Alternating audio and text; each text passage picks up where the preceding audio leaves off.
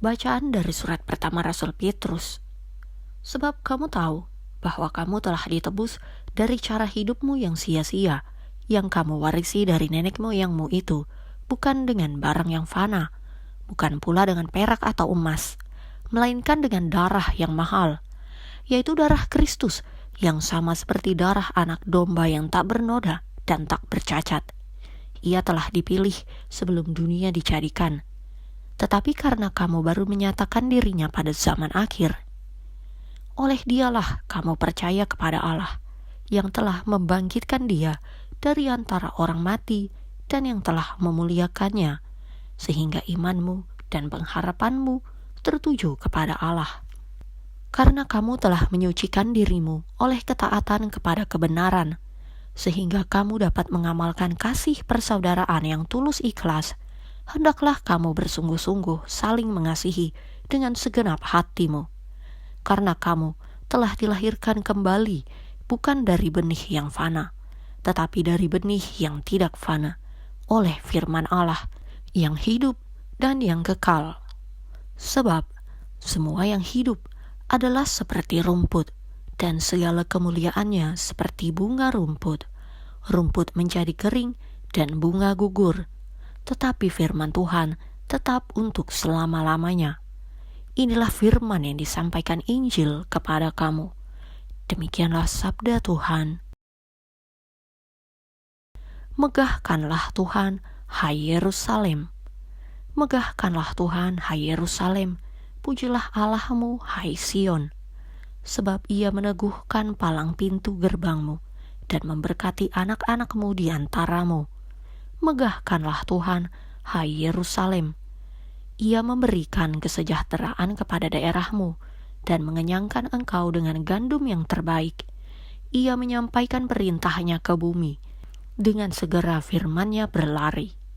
Megahkanlah Tuhan, hai Yerusalem. Ia memberitakan firman-Nya kepada Yakub, ketetapan-ketetapannya dan hukum-hukumnya kepada Israel. Ia tidak berbuat demikian kepada segala bangsa, dan hukum-hukumnya tidak mereka kenal. Megahkanlah Tuhan, hai Yerusalem. Bacaan Injil menurut Santo Markus. Yesus dan murid-muridnya sedang dalam perjalanan ke Yerusalem, dan Yesus berjalan di depan. Murid-murid merasa cemas, dan juga orang-orang yang mengikuti dia dari belakang merasa takut. Sekali lagi, Yesus memanggil ke-12 muridnya, dan ia mulai mengatakan kepada mereka apa yang akan terjadi atas dirinya. Katanya, "Sekarang kita pergi ke Yerusalem, dan Anak Manusia akan diserahkan kepada imam-imam kepala dan ahli-ahli Taurat, dan mereka akan menjatuhi dia hukuman mati, dan mereka akan menyerahkan dia kepada bangsa-bangsa yang tidak mengenal Allah, dan ia akan diolok-olokkan, diludahi, disesah dan dibunuh, dan sesudah 3 hari ia akan bangkit." Lalu Yakobus dan Yohanes, anak-anak Zebedeus, mendekati Yesus dan berkata kepadanya, "Guru, kami harap supaya engkau kiranya mengabulkan suatu permintaan kami."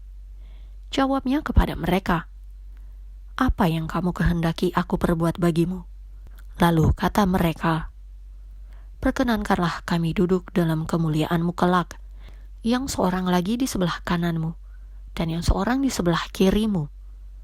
Tetapi kata Yesus kepada mereka, "Kamu tidak tahu apa yang kamu minta. Dapatkah kamu meminum cawan yang harus kuminum, dan dibaptis dengan baptisan yang harus kuterima?" Jawab mereka, "Kami dapat."